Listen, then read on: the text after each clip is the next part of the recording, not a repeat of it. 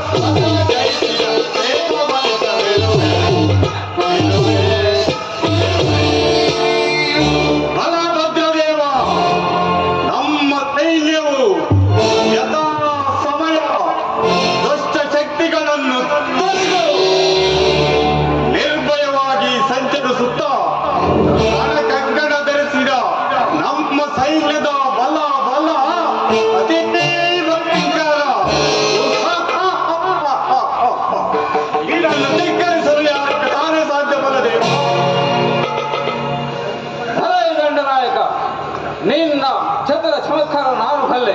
ಬಹಳ ಸಂತೋಷವಾಯಿತು. ನಿನ್ನ ಪೀಠದಲ್ಲಿ ಮಂಡಿಸು. ಆಗಬಹುದು ಬಲಭದ್ರದೇವ. ಪ್ರಭುಗಳಿಗೆ ಜಯವಾಗಲಿ. ನಿಮ್ಮ ಪ್ರಿಯ ಶಿಷ್ಯ ದುರ್ಯೋಧನ ಬರುತ್ತಿರುವನು.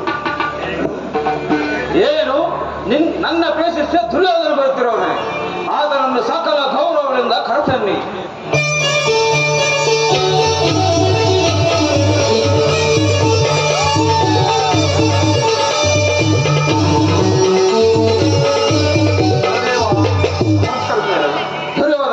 ನಿನಗೆ ಮಂಗಳವಾಗಲಿ. ಬಾ, ಈ ಪೀಠದಲ್ಲಿ ಅಲಂಕರಿಸು.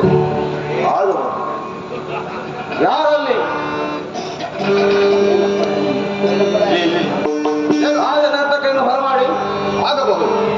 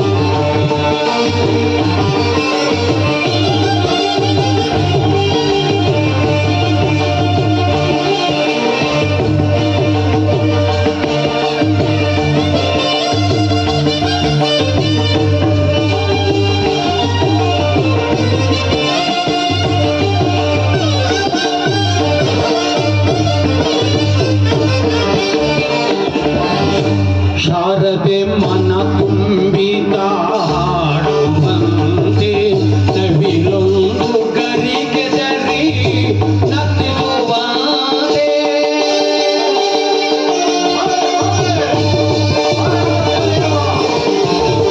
ಶಾರದೆ ಮನ ತುಂಬಿದ ಹಾಡುವಂತೆ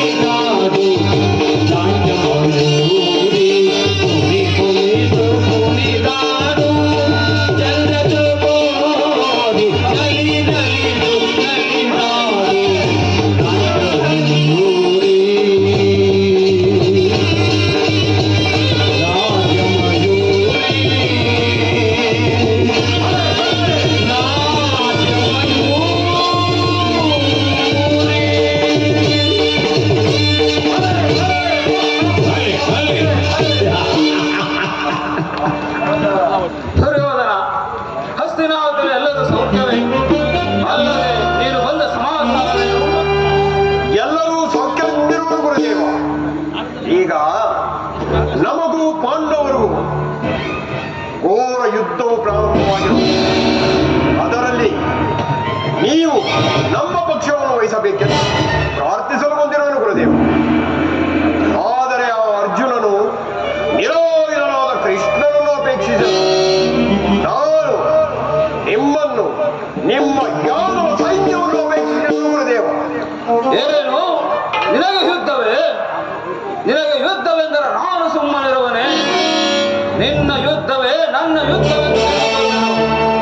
ಆದರೆ ಕೃಷ್ಣನು ಆಯುಧವನ್ನು ಹಿಡಿದು ನಾನು ಲಕ್ಷ್ಯ ವಹಿಸಿಯೂ ಕಾದಾಡುವುದಿಲ್ಲವೆಂದು ಹೇಳಿರುವ ಮಾತನ್ನು ಖಚಿತಪಡಿಸಿಕೊಂಡು ಬಂದಿರುವೆ ತಾನೇ?